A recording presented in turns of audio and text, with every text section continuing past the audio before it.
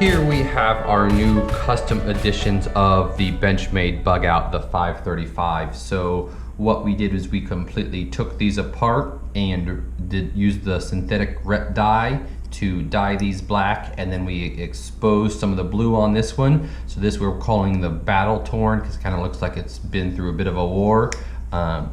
Great looking knife. So this one still has the blue hardware on it, and you have the blue showing through the black.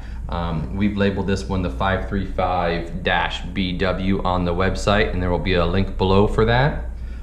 So that's one. Then this one is full black. We left the black intact, and we have the blue hardware on there. So you get a great looking knife, but not fully blacked out, but blacked out a bit with a little blue accents.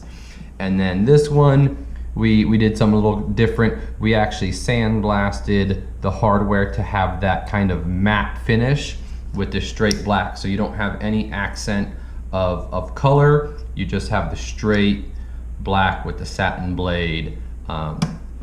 Great look. There'll be links for everything below, as well as the product descriptions and weights and everything. So take a look on the website and check them out. Thank you much.